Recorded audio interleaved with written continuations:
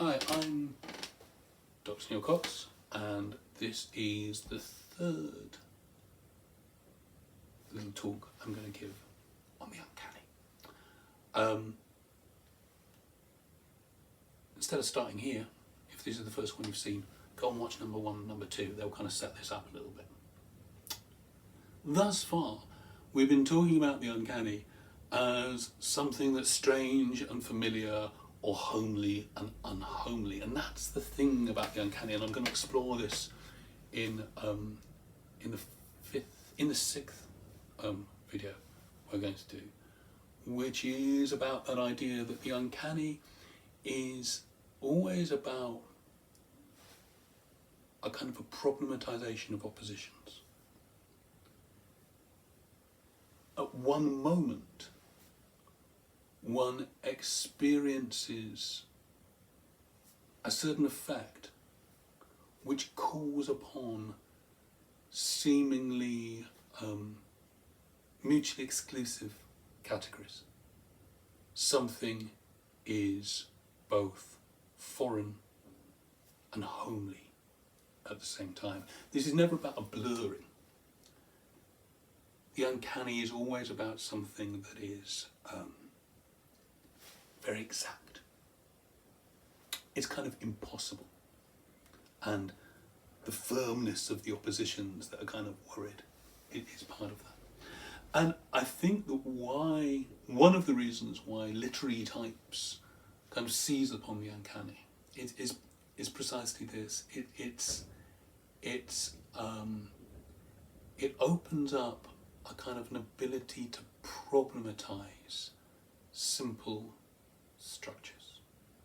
And so quite often where we encounter the Uncanny in the study of the Gothic is the idea that a plot will begin with clearly marked oppositions, and over time those clearly marked oppositions will be problematized and fall into each other and compromised.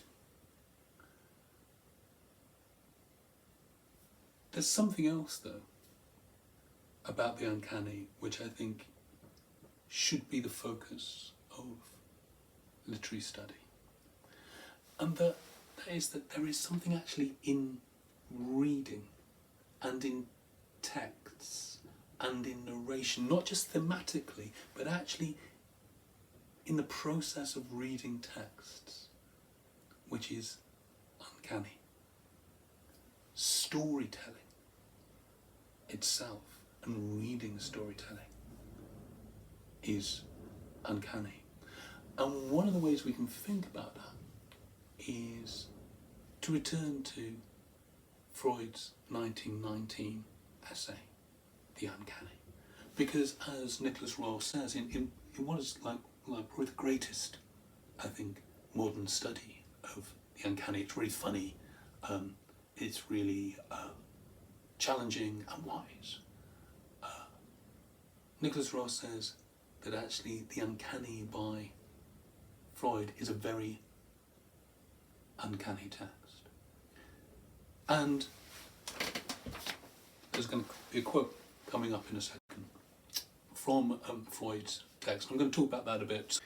If you get lost in what I'm saying, go back to the quote, see what I'm doing on the older rewind. Okay. This is what Freud says about the Uncanny. For this Uncanny is in reality nothing new or alien, but something which is familiar and old established in the mind, and which has become alienated from it only through the process of repression. This reference to the fact of repression enables us, furthermore, to understand Schelling's definition of the Uncanny as something which ought to have remained hidden, but has come to light. What Freud's talking about there, on a very simple level, is what I was talking about in the first talk. And that is one of the things that happens in the Uncanny, is that we meet something from our past, something that we've forgotten about, or we've tried to forget about. And so when we meet it again, it seems really kind of alien and weird, but actually it's something that is intimately connected with us, and it's something that hasn't changed. It's a return of the repressed, it's a return of something old in its unchanged state. But if we actually look at the precise words, at least in English, that Freud's using here, he talks about something which is familiar and old, established in the mind. So it's essential here that we're encountering something that is unchanged, old, established. Okay. That's the thing that makes it familiar, you know. It's something that hasn't been altered as we've grown up. It's something that's remained disturbingly, resistantly itself. Yeah, the weird thing is, even as we encounter this, we're encountering something old, established. And from what perspective is something old, established? Well, it has to be from the perspective now. Because back in the day, when this old thing occurred originally, you know, when, going back to the first talk, I was baby Neil, yeah, it wasn't old established then. It just was what was happening. We encounter something from the past that hasn't changed. But the very fact that from our perspective, and in Freud's writing, this is exactly what he says, that what we're encountering is from our perspective, we're encountering something that is old. And here's the tension, that means what we're encountering precisely hasn't changed because it's old, but also that it has changed because it's old. It hasn't changed, yet it hasn't changed from a perspective now that sees it as something returning from the past. And when it first happened, it didn't return from the past because it was just what was happening. Okay. When I think of this, I always think of another text again to repeat the move in the last talk where I ended up talking about the Gothic in terms of Ladybird books. To think of here of an example that isn't necessarily kind of classically Gothic, I turn from what is arguably one of the greatest teaching texts ever, if not the greatest, Charles Dickens' Great Expectations. And in this story, it's Pip, and he grows up with this lovely guy called Joe looking after him, as many of you will know, I think. And he grows up, and lots of things go wrong. And at the end of the story, he returns home to see Joe. But Joe's now looking after another child, with his wife Biddy.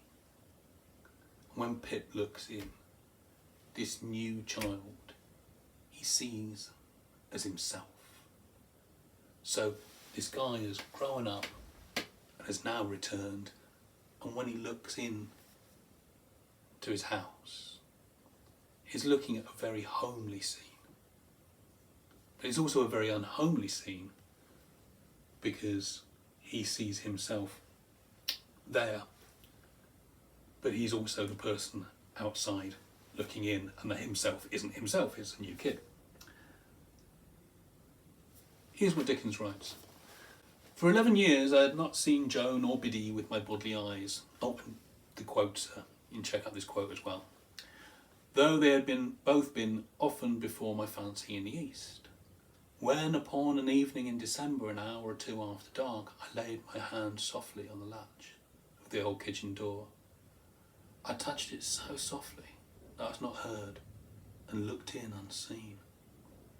There, smoking his pipe in the old place by the kitchen firelight, as hale, as strong as ever, though a little grey, sat Joe.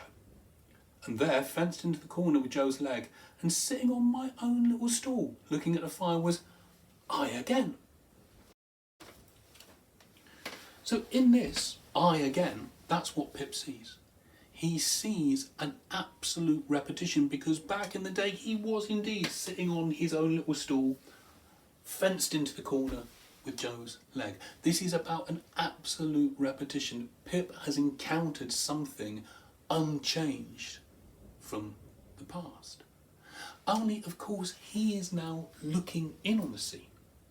And back in the day, when he was a little child fenced in by Joe's legs, sitting on his own little stool, he wasn't being constituted through a perspective on him. He just was living his life.